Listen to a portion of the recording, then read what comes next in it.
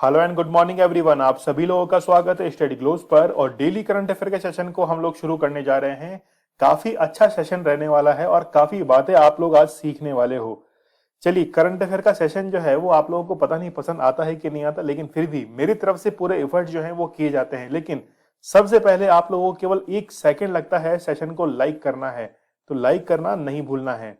आप लोग मुझे इंस्टा पर फॉलो कर सकते हो, जो भी आपकी क्वेरीज है मुझे पूछ सकते हो। उसके साथ में ही लेक्चर की PDF with answers Deepak Indora official Telegram channel पर अवेलेबल करवा दी जाती है। और इसके साथ में क्विज जो है उसको भी आप लोग जरूर अटेम्प्ट किया करो, ताकि क्वेश्चन जो है वो आपको याद होंगे। अटेम्प्ट करने पर आपको आंसर जो है वो काफी बेहतर तरीके से आप लोगों को याद होना शुरू हो जाएंगे। चलिए, सबसे पहले न्यूज ऑफ द डे की हम लोग बात करें। रिसेंटली एक नया ग्रुप जो है वो बनकर तैयार हो गया है COP26 के अंदर। आप लोग को पता होगा कि कई सारे क्वाड ग्रुप जो हैं वो अब तक बन चुके हैं। 3 क्वाड ग्रुप जो हैं वो बन चुके हैं और यूएसए उसमें कॉमन कंट्री है। अब जो है वो एक नया ग्रुप बनने जा रहा है जिसका नाम है iris, infrastructure for resilient island states. तो आइरिस जो है वो किस किस का समूह है, यहां पर हम लोग देख सकते हैं। उसमें इंडिया शामिल है, यूके शामिल है और ऑस्ट्रेलिया जो है, ये 3 कंट्रीज इसमें शामिल है। अब इसमें होगा क्या, सबसे पहले आप लोग देखिए कि डिजास्टर मैनेजमेंट के लिए एक पूरा इंफ्रास्ट्रक्चर तैयार किया जाएगा और जो भी इकोनॉमिक लॉसेस होते हैं उनसे बचा जाने के लिए ही ये इंफ्रास्ट्रक्चर जो है वो बनाया जाएगा। अब इसके अंदर ऑस्ट्रेलिया, इंडिया, यूके तीनों मिलकर एक फंड जो है उसको रेस करेंगे, जिसकी टोटल कॉस्ट है $10 मिलियन। और इसी के आधार पर ये जो है ग्रुप वो नया बनाया जाएगा। अब होगा क्या, कैसे हम लोग इसको इस फंड को जो है वो इस्तेमाल करेंगे। मान लीजिए कि किसी कंट्री के अंदर डिजास्टर आया है और वहां पर फ्यूचर के लिए कोई इंफ्रास्ट्रक्चर डेवलप करना है, तो ये जो मेंबरिंग कंट्रीज हैं वो इस फंड की सहायता से उस इंफ्रास्ट्रक्चर को वापस से रीबिल्ड करेंगे या नया उसमें इंफ्रास्ट्रक्चर ऐड करेंगे और वापस से इस फंड के अंदर ये पैसा जो है वो जमा करके इसी को मेंटेन किया जाएगा।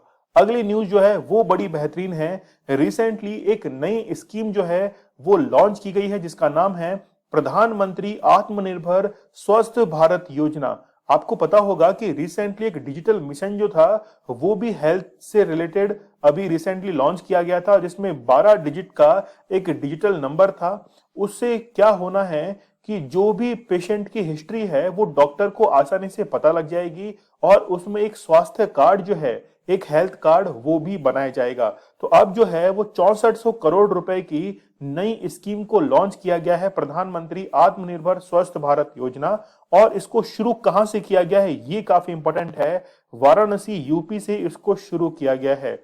अब इसमें होगा क्या, देखिए सबसे पहले आप लोग देखिए कि इसमें हेल्थ केयर के लिए एक इंफ्रास्ट्रक्चर जो है वो डेवलप किया जाएगा। और यहां पर इसका ऑब्जेक्टिव वो काफी इंपॉर्टेंट है। इंपॉर्टेंट इसलिए है क्योंकि जब आप लोग मेंस आंसर राइटिंग करते हैं तो वहां पर सेंट्रल गवर्नमेंट की सीधे तौर पर ऐसी स्कीम्स पूछी जाती हैं जो कि हेल्थ से रिलेटेड है। अब यहां पर चाहे वो प्राइमरी हेल्थ की बात हो या फिर हम लोग अर्बन रूरल एरियाज की बात करें, तो वहां पर हेल्थ जो इंफ्रास्ट्रक्चर है उसको डेवलप किया जाएगा। यहां आप लोग देख सकते हैं, it will provide support 17,788 rural health and wellness centre जो है वो एस्टेब्लिश यहां पर किए जाएंगे इन 10 हाई फोकस स्टेट। तो 10 स्टेट जो है वहां पर 17,788 रूरल हेल्थ सेंटर जो है उनकी स्थापना की जाएगी और अर्बन एरिया के अंदर 11,024 जो है वो हेल्थ सेंटर यहां पर डेवलप किए जाएंगे। तो स्कीम का नाम आप लोग जरूर याद रखना,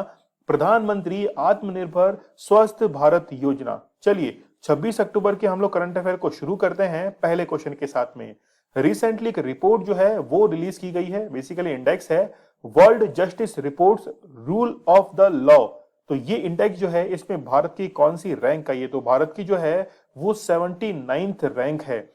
रिसेंटली मैंने आप लोगों को एक हंगर इंडेक्स के अंदर भारत की रैंक बताई थी और वो रैंक कौन सी थी, 101 थी। अच्छा, यदि हम लोग जस्टिस की बात करें तो एक रिपोर्ट का यहां पर जिक्र करना जरूरी है, वो है इंडिया जस्टिस रिपोर्ट। तो इंडिया जस्टिस रिपोर्ट जो है ये जब रिलीज की गई थी तो इसमें बिहार एक ऐसा स्टेट था जहां पर मैक्सिमम 25% जो है वो पुलिस सर्विसेज के अंदर महिलाएं यहां पर गिनी जा रही थी। इसके बाद में तेलंगाना एक ऐसा तेलंगाना जो है वो एक ऐसा स्टेट है जहां पर मैक्सिमम जो है वो वुमेन जस्टिस है। वुमेन जो है जजेस, उनकी सबसे ज्यादा जनसंख्या कहां पर है, संख्या वो है तेलंगाना के अंदर। इसके बाद में महाराष्ट्र स्टेट जो था वो सबसे जल्दी जस्टिस करने के मामले में वो नंबर 1 था। तो महाराष्ट्र जो है ये नंबर 1 स्टेट आया था जल्दी जस्टिस दिलाने में। और अब जो है रूल ऑफ द लॉ इसमें 79 प्लेस पर इंडिया आया है। बात करें हम लोग इसकी तो रैंकिंग जो है वो 0 से 1, स्कोर जो है वो 0 से 1 के बीच में दिया गया है। 1 जो है वो इंडिकेट करता है कि जो स्ट्रॉन्गेस्ट, ठीक है, तो जो भी स्ट्रॉन्गेस्ट कंट्री है उसके लिए रैंक किया गया है 1। और जो इसमें डाउनफॉल की तरफ जा रहा है तो उनको 0 की तरफ बढ़ते हुए रैंक की जाएगी। तो इसमें टॉप किन कंट्रीज ने किया है, डेनमार्क है, नॉर्वे है, फिनलैंड जो है उन्होंने इस इंडेक्स के अंदर क्या किया है, टॉप किया है। भारत की रैंक है 79 आउट ऑफ 139 कंट्रीज। तो यहां पर एक वर्ड यूज किया जा रहा है rule of the law. Rule of the law basically हम लोग बात करें तो सीधे तौर पर कॉन्स्टिट्यूशन के अंदर आर्टिकल 14 है। तो आर्टिकल 14 जो है वो रूल ऑफ द लॉ की बात करता है। वहां पर 2 रूल जो हैं उनको डिस्कस किया जाता है। आप लोगों ने एवी डाइसी का नाम सुना होगा। तो एवी डाइसी जो थे उनके द्वारा 2 रूल यहां पर दिए गए थे, ठीक है। तो equality before law and equal protection of law. तो इक्वलिटी बिफोर लॉ ये कहां से लिया गया था, ये तो ब्रिटेन से लिया गया था। जबकि इक्वल प्रोटेक्शन ऑफ लॉ ये कहां से लिया गया था, यूएसए से लिया गया था। तो ठीक उसी तरह से ये इंडेक्स जो है वो डिसाइड किया गया है। यहां हम लोग देख सकते हैं कि फर्स्ट पोजीशन पर कौन है, वो है डेनमार्क, सेकंड पोजीशन पर नॉर्वे और थर्ड पोजीशन पर फिनलैंड है। भारत की रैंक 79 है और सबसे लास्ट और लीस्ट है वेनेजुएला। वेनेजुएला जो है वो सबसे इसमें लास्ट आया है। चलिए अगला क्वेश्चन जो है वो बहुत ही इंपॉर्टेंट है। आप लोग मान सकते हैं कि 2021 और 22 के एग्जाम्स के अंदर ये क्वेश्चन काफी इंपॉर्टेंट रहने वाला है। क्या हुआ है कि यूएस प्रेसिडेंट यानी कि former US president Donald Trump जो है इनके द्वारा एक सोशल मीडिया ऐप यानी कि प्लेटफॉर्म जो है उसको डेवलप किया गया है। उसका नाम पूछा गया है तो डी जो है ये इसका करेक्ट आंसर है। अब इसमें होगा क्या कि ट्रूथ जो प्लेटफॉर्म है यहां पर सोशल मीडिया से रिलेटेड जितने भी इश्यूज हैं उनको यहां पर डिस्कस किया जाएगा ट्रुथ सोशल के ऊपर। और इसके साथ में ही जितनी भी मीडिया हाउसेज हैं जो कि लिबरल तरीके से काम करते हैं उनको सपोर्ट करने के लिए ही ये जो है वो प्लेटफॉर्म काम करेगा। तो ट्रम्प जो है वो पहले यूएस के प्रेसिडेंट रह चुके हैं और अब जो है इनके द्वारा ये प्लेटफॉर्म लॉन्च किया गया है। अब इसमें होगा क्या कि जितनी भी सिलिकॉन वैली के अंदर बड़ी बड़ी जो टेक्निकल कंपनीज हैं उनको इसके अंदर शामिल किया जाएगा। या फिर हम लोग कहें शामिल करने से मीन्स है कि वो जो काम करते हैं उनके तौर तरीकों को इसमें शामिल किया जाएगा। तो आप लोग देख सकते हैं कि social network against the current liberal media and fight silicon valleys big tech companies. तो शामिल करने का मीन्स है कि यदि मान लीजिए कि कोई जो है रूल्स एंड रेगुलेशंस को तोड़ता है, विरोध में आवाज उठाता है, या मान लीजिए उसको आवाज को दबाया जाता है, फ्रीडम ऑफ स्पीच जो है वो उसके अंदर कहीं दबाई जाती है, तो ये जो प्लेटफॉर्म है ट्रुथ इसके द्वारा उसको सपोर्ट किया जाएगा। और इसके चेयरपर्सन जो है वो कौन रहेंगे, वो ट्रंप ही चेयरपर्सन रहेंगे। तो यहां से एक बात तो जो है वो जग जाहिर है कि एक कहावत वो बिल्कुल ठीक बैठती है कि बिल्ली 100 चूहे खाने के बाद हज पर चली। चलिए बढ़ते हम लोग अगले क्वेश्चन की तरफ। अक्टूबर 2021 में किस देश ने अपना पहला राष्ट्रपति चुन लिया है? तो बारबाडोस जो है इनके द्वारा पहला राष्ट्रपति चुना गया है और ये एक महिला राष्ट्रपति है। ये बहुत ही बेहतरीन बात है। देखिए ये जो है वो कैरेबियन कंट्री है, ये जो है वो कैरेबियन कंट्री है और कैरेबियन कंट्री होने के नाते यहां पर ब्रिटेन का पहले शासन था और अब जो है ये ब्रिटेन से फ्री हो चुका है। 55 साल के आसपास लगभग इसको हो चुके हैं ब्रिटेन से फ्री हुए। ये कैरेबियन जो है ये सी है और यहीं पर ये देश स्थित है, ठीक है। तो काफी इंपॉर्टेंट है ये क्वेश्चन जो है वो आ सकता है। तो हेड ऑफ द बारबाडोस जो है वो कौन अनाउंस हुई है? सैंड्रा मैसन जो है इनको यहां पर अपॉइंट किया गया है एज ए प्रेसिडेंट। तो इससे पहले जो थी वो गवर्नर जनरल के तौर पर ये काम कर रही थी। तो अब 30 नवंबर 2021 से एज ए प्रेसिडेंट वहां पर ये वर्क करेंगी। 55th एनिवर्सरी ऑफ, यहां पर आप लोग देख सकते हैं कि इसके इंडिपेंडेंस के हैं और ब्रिटेन से ये देश जो है वो आजाद हुआ था। तो लगभग ब्रिटेन से विश्व के अंदर हम लोग कहें कि 70% जो कंट्रीज थी वो कॉलोनाइज कंट्रीज रह चुकी हैं ब्रिटेन की, और जो भी कॉलोनाइज कंट्रीज रह चुकी हैं ब्रिटेन की उनको कॉमनवेल्थ का सदस्य देश माना जाता है। तो अंग्रेजों के द्वारा 1625 में, देखिए भारत के अंदर 1599 के अंदर ब्रिटिश जो थे ईस्ट इंडिया कंपनी, उसने भारत के अंदर सबसे पहले प्रवेश किया था। और यहां पर आप लोग देख सकते हैं कि 1625, तो लगभग हम लोग कह सकते हैं कि सिमिलर ये ईयर्स ही है। तो जिस समय भारत जो है, भारत को कॉलोनाइज कंट्री बनाया था, तो ठीक उसी समय जो है वो बारबाडोस जो है इसको भी कॉलोनाइज कंट्री बनाया गया था, और इसको लिटिल इंग्लैंड जो है वो कहा जा रहा है। चलिए यहां पर आप लोग देख सकते हैं अगले क्वेश्चन के अंदर, भारत के द्वारा आपको पता है कि इफको एक एजेंसी है जिसके द्वारा nano urea, nano liquid urea जो है इसको इजाद किया गया था, और श्रीलंका जो है, श्रीलंका के द्वारा इसी को खेती करने के लिए। तो क्वेश्चन आप लोग देखिए कि किस देश ने खेती को बढ़ावा देने के लिए भारत से गैर हानिकारक नैनो नाइट्रोजन तरल उर्वरक प्राप्त किया है। ठीक है, तो गैर हानिकारक है ये तो आप लोग देख ही सकते हैं। तो श्रीलंका के द्वारा जो है ये इसकी डिमांड की गई थी, और वहां के जो प्रेसिडेंट है उनके द्वारा डिमांड की गई थी। यहां पर आप लोग देख सकते हैं कि इफको ने सबसे पहले नैनो यूरिया जो है लिक्विड की फॉर्मेट में इसको इंट्रोड्यूस किया था। अभी तक सॉलिड फॉर्म के अंदर यूरिया जो था वो किसानों के द्वारा खेतों में छिड़का जाता था। अब इससे होता क्या था कि टारगेटेड, यानी कि कहां पर ज्यादा गिर गया, कहीं पे थोड़ा कम गिरा है, तो इक्वली जो था वो डिस्ट्रीब्यूट नहीं होता था। लेकिन इसको अब पानी में मिलाकर इक्वली जो है पूरे खेत के अंदर डिस्ट्रीब्यूट किया जा सकता है। अब इसमें देखिए आप एक तरफ रख दीजिए टोटल 50 जो है, 50 हम लोग कह सकते हैं कि 50 किलो यूरिया एक तरफ रख दीजिए, ठीक है, और एक तरफ जो है वो केवल आधा लीटर का, यहां पर हाफ ऑफ लीटर जो है 500 ml वो इस लिक्विड यूरिया को रख दीजिए। तो दोनों जो है वो इक्वल हो जाएंगे। तो आप लोग समझ सकते हैं इसकी अहमियत।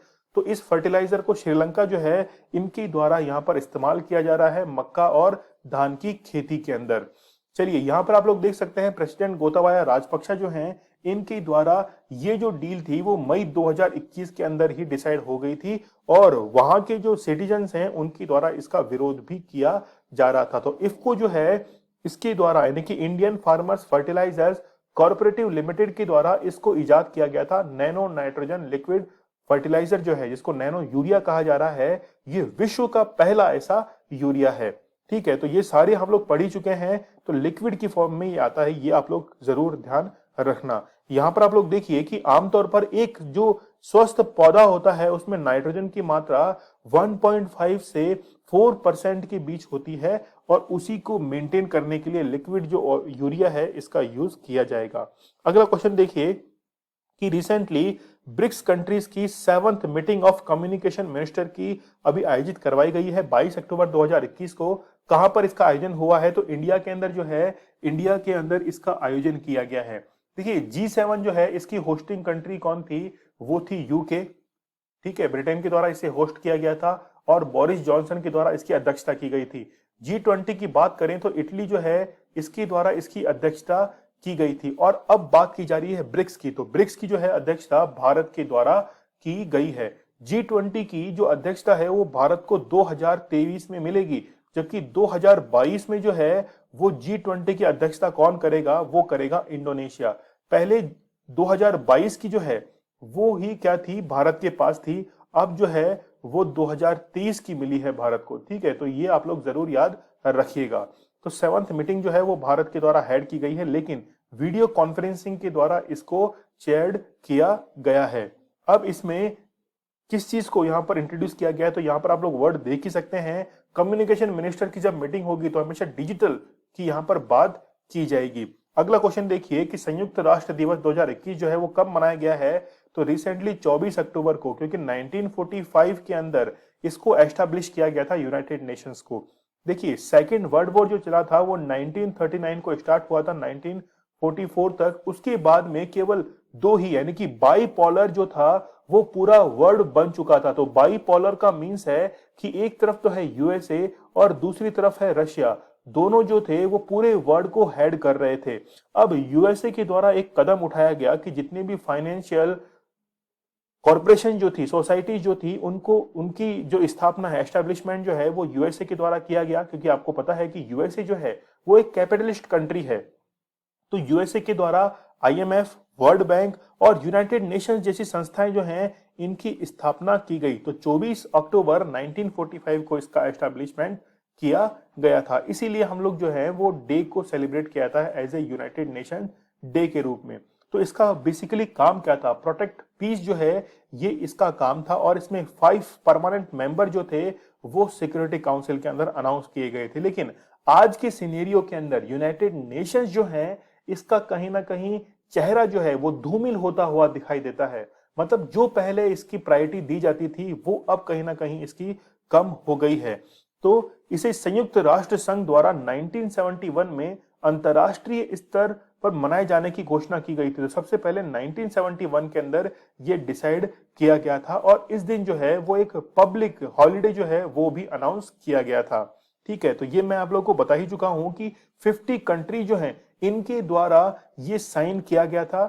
ठीक है, तो चार्टर जो है वो साइन किया गया था 26 जून 1945 को। और यहां पर पोलैंड का नाम आ रहा है। देखिए, जब सेकेंड वर्ल्ड वॉर हुआ था तो जर्मनी ने पोलैंड के ऊपर आक्रमण किया था, और जब जर्मनी ने अटैक किया था पोलैंड के ऊपर तो ब्रिटेन ने फिर अटैक कर दिया था किसके ऊपर? जर्मनी के ऊपर। ठीक है, तो इस तरीके से ये जो वर्ल्ड वॉर था ये धीरे धीरे स्टार्ट हो गया था, और कई देश जो थे वो इसमें कूद पड़े थे। तो ये जो वर्ड है यूनाइटेड नेशन, ये फ्रैंकलिन रोजवेल्ट जो है इनके द्वारा ये वर्ड दिया गया था। यूनाइटेड नेशंस की बात करें तो 24 अक्टूबर 1945 को स्थापना हुई। हेडक्वार्टर्स न्यूयॉर्क के अंदर स्थित है। मेंबर कंट्रीज जो है वो 193 हैं। प्रेसिडेंट कौन है? एंटोनियो गुटेरेस इसके प्रेसिडेंट हैं। अगला क्वेश्चन देखिए कि भारतीय अंतर्राष्ट्रीय फिल्म समारोह जो है इसका 52वां संस्करण किस राज्य में आयोजित होगा? तो गोवा के अंदर जो है इसका आयोजन किया जाएगा। और कब किया जाएगा? 20 नवंबर से लेकर 28 नवंबर तक इसका आयोजन किया जाएगा। लेकिन आप लोग को ध्यान में रखना है कि ये है कौन सा? तो 52वां इंटरनेशनल फिल्म फेस्टिवल ये होगा। तो ये नंबर आप लोगों को जरूर याद रखना है।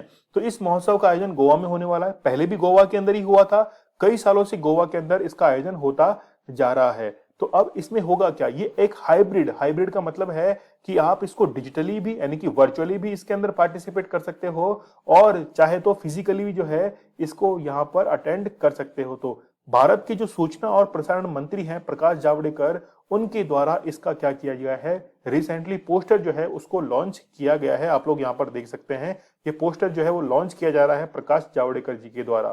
ठीक है, तो international film festival of India जो है इसको एस्टैब्लिश किया गया था 24 जनवरी 1952 को। कब? यानी कि हेडक्वार्टर कहाँ है? गोवा के अंदर ही इसके हेडक्वार्टर है।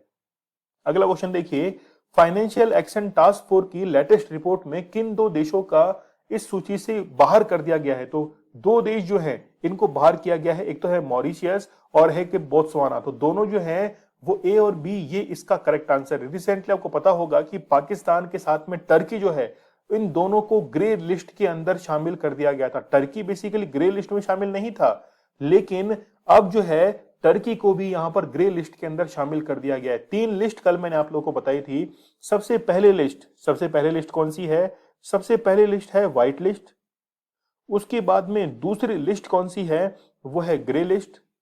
और थर्ड जो है वो इसमें है कौन सी?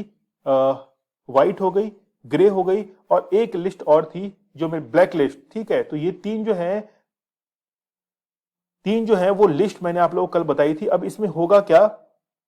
3 लिस्ट के अंदर फाइनेंशियल एक्शन टास्क फोर्स के अंदर क्या होता है कि मान लीजिए किसी कंट्री को कोई लोन दिया गया है, तो यदि उसने आनाकानी करके फिर चुकाया है, पूरे टाइम पर उसको चुकाया नहीं, तो उसको ग्रे लिस्ट में शामिल किया जाता है। यदि उसने चुकाने से मना कर दिया है तो फिर उसको ब्लैक लिस्ट में शामिल कर दिया जाता है। तो पाकिस्तान और टर्की को रिसेंटली ग्रे लिस्ट के अंदर शामिल किया गया, जबकि आप लोग देख सकते हैं यहाँ पर कि मॉरिशियस और बोत्सवाना जो है इनको इस सूची से क्या कर दिया गया है? बाहर कर दिया गया है।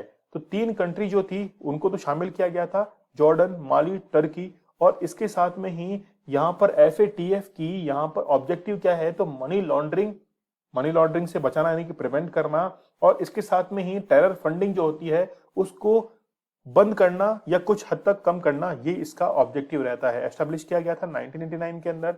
हेडक्वार्टर्स हैं पेरिस में। प्रेसिडेंट कौन है? Marcus player. और मेंबर्स कितने कंट्री है? 39, तो 37 प्लस 2।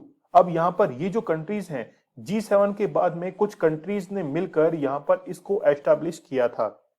चलिए, अभ्यास जो है, अगला क्वेश्चन देखिए कि अभ्यास एक टारगेट व्हीकल है और ये व्हीकल का सफल परीक्षण किसने किया है? तो डीआरडीओ के द्वारा चांदीपुर रेंज जो है उड़ीसा के अंदर, वहां पर इसका सफल परीक्षण किया गया है। अब इसमें होगा क्या? इसमें क्या होगा कि अभ्यास इसका नाम है और high speed expendable aerial target जो है, हीट इसका नाम है। और ये क्या करेगा कि काफी हाई स्पीड है और ये टारगेट को जो है उसको हिट करेगा। लेकिन सबसे महत्वपूर्ण बात यह है कि अभ्यास को भारत के द्वारा इंडिजिनियसली डेवलप किया गया है, भारत के द्वारा ही, इसलिए ये काफी इंपॉर्टेंट है। और इसके अंदर गैस टरबाइन इंजन जो है इसका यूज किया गया है। ये सबसे इंपॉर्टेंट बात है कि गैस टरबाइन इंजन जो है इसका इसमें इस्तेमाल करते हुए सबसोनिक का मीन्स है कि जो वेलोसिटी ऑफ साउंड है उससे कम रफ्तार जब होती है किसी ऑब्जेक्ट की तो उसको सबसोनिक कहा जाता है। सोनिक किसको कहा जाता है? कि उसकी जो वेलोसिटी है ऑब्जेक्ट की वो साउंड वेलोसिटी के इक्वल हो जाए तो उसे सोनिक, ठीक है, कहा जाता है। हाइपरसोनिक कब कहेंगे? हाइपरसोनिक तब कहेंगे जब उस ऑब्जेक्टिव की वेलोसिटी साउंड की वेलोसिटी से ज्यादा हो जाती है। ठीक है, तो यहां पर आप लोग देख सकते हैं सक्सेसफुल इसको डीआरडीओ के द्वारा टेस्ट फायर कर दिया गया है। डीआरडीओ ने बहुत ही बेहतरीन काम किए हैं। आपको पता है कि indigenous high strength beta titanium alloy जो है वो भी डीआरडीओ के द्वारा निर्मित किया गया था, 2DG। ठीक है, ये बहुत इंपॉर्टेंट है, इसको भी निर्मित किया गया था। यहाँ पे आप लोग स्पेलिंग को देख लीजिएगा, कोविड-19 है तो डीआरडीओ के द्वारा ही इसको विकसित किया गया था। फिर आप लोग को पता होगा सिंगल क्रिस्टल ब्लेड टेक्नोलॉजी जो है, जो कि हेलीकॉप्टर्स के इंजन के अंदर यूज आती है, उसको भी डीआरडीओ के द्वारा डेवलप किया गया। फिर चेफ टेक्नोलॉजी, जिसमें आईआईटी जोधपुर के द्वारा इसमें काफी हेल्प की गई थी। ये क्या करती है कि जो भी कोई मिसाइल अटैक होता है तो उसके अंदर ये धोखा दे देती है। धोखा देने का मतलब है कि जो दुश्मन देश की द्वारा जो भी मिसाइल छोड़ी गई है उसको क्या कर देती है? डिस्ट्रैक्ट कर देती है। तो ये भी डीआरडीओ के द्वारा ही डेवलप की गई थी। रक्षिता जो बाइक एम्बुलेंस है ये सीआरपीएफ के लिए डीआरडीओ के द्वारा डेवलप की गई थी। ये इंपॉर्टेंट है, आप लोग जरूर याद रखना। अगला क्वेश्चन देखिए, who will the honour with the Satyajit Ray life time achievement award 2021। तो ये जो गोवा फिल्म फेस्टिवल होने जा रहा है वहां पर दो व्यक्ति हैं, इनको सम्मानित किया जाएगा। एक तो है मार्टिन और दूसरा है स्टीवन जाबो। ठीक है, तो ये नाम जो है वो आप लोग देख सकते हैं। इन दोनों की क्या किया जाएगा? यहाँ पर सम्मानित किया जाएगा। तो हॉलीवुड के लीजेंड है मार्टिन और इसके साथ में ही हंगेरियन फिल्म मेकर हैं स्टीवन जैबो। तो इन दोनों को क्या किया जाएगा? Satyajit Ray life time achievement award से यहाँ पर सम्मानित किया जाएगा, जो कि गोवा के अंदर होने जा रहा है 20 से 28 नवंबर के बीच में। और ये इसका कौन सा एडिशन है? 52nd एडिशन जो है ये इसका यहाँ पर सेलिब्रेट किया जाएगा। चलिए, अगस्त मंथ के हम लोग करंट अफेयर को रिवाइज कर लेते हैं। भारत का पहला चलता फिरता सिनेमा घर जो है वो लेह लद्दाख के अंदर यहाँ पर निर्मित किया गया है। नेक्स्ट देखिए, भारत और किस देश के बीच में संयुक्त सैन्य अभ्यास काजिंद जो है, तो यहाँ पर नाम में दिख रहा है भारत और कजाकिस्तान के बीच में। Address book a publishing memoir in the time of Covid, ये जो है रितु मेनन के द्वारा इसको लिखा गया है। सेफ सिटी इंडेक्स में कोपनहेगन जो है वो इसमें फर्स्ट पोजीशन पर रहा है। श्री बसवा अंतरराष्ट्रीय पुरस्कार से किसे सम्मानित किया गया है? तो यहाँ पर सी जो है ये इसका करेक्ट आंसर रहेगा। निम्न में से किस देश ने 3 साल की उम्र के बच्चों के लिए एंटीबॉडी परीक्षण शुरू किया है? तो इजराइल के द्वारा इसे शुरू किया गया है। हाल ही में एक नया जो है वो जियो स्पेटिकल प्लानिंग पोर्टल लॉन्च किया गया है जिसका नाम है युक्त धारा और इसको डेवलप किया गया है मिनिस्ट्री ऑफ रूरल डेवलपमेंट के द्वारा। नेक्स्ट देखिए, किसने कहा कि कोविड-19 ने एशिया में 80 मिलियन लोगों को अत्यधिक गरीबी में धकेल दिया? तो एशियन डेवलपमेंट बैंक जो है, जिसका मुख्यालय फिलीपींस के अंदर है, फिलीपींस की कैपिटल मनीला के अंदर, उसके द्वारा ये रिपोर्ट जो थी वो जारी की गई थी। मरियप्पन थंगावेलु की जगह यहाँ पर टेक चंद जो थे, इन्होंने ओपनिंग सेरेमनी के अंदर टोक्यो पैरालंपिक में यहाँ पर फ्लैग बैरियर के तौर पर भूमिका निभाई थी, जबकि क्लोजिंग सेरेमनी के अंदर अवनी लेखरा, ठीक है, तो अवनी लेखरा क्लोजिंग सेरेमनी में, टेक चंद ओपनिंग सेरेमनी में। टोक्यो ओलंपिक की बात करें तो ओपनिंग सेरेमनी के अंदर कौन कौन थे? मनप्रीत सिंह थे, एमसी मैरी कॉम, जबकि क्लोजिंग सेरेमनी के अंदर कौन थे? ये मुझे आप लोग अब कमेंट सेक्शन में बताइएगा।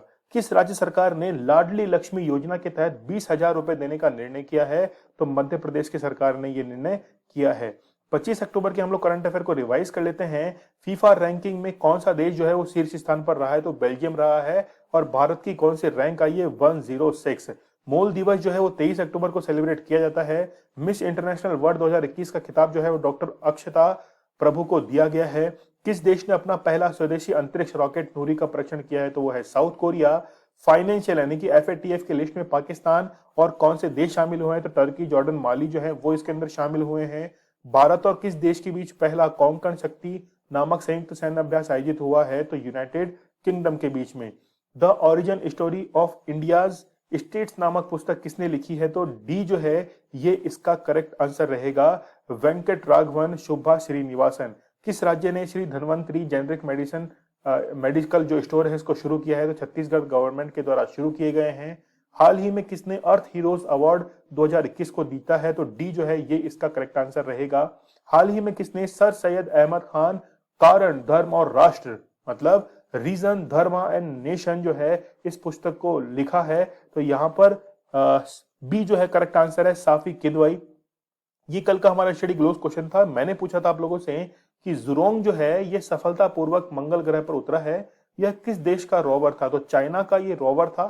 ठीक है, तो यह आप लोगों को करेक्ट करना है, क्या है, चाइना का ये रोवर था। आप लोग को पता है कि 3 कंट्रीज थे, चाइना का तो तैनवान मिशन था, इसके साथ में यूएई का कौन सा था, होप मिशन था, और यूएसए का परसिवरेंस। तो ये 3 मिशन जो थे वो मंगल के ऊपर भेजे गए थे, और जुरोंग जो था वो रोवर किसका था, वो था चाइना का। आज आप लोगों के लिए स्टडी ग्लोस क्वेश्चन है कि देश का पहला म्यूकोर माइकोसिस यूनिट किस राज्य में स्थापित किया गया है। इस क्वेश्चन का आंसर मुझे आप लोगों को कमेंट सेक्शन में देना है। यदि आप लोगों को इस क्वेश्चन का आंसर आता है तो मुझे कमेंट सेक्शन में जरूर बताइएगा।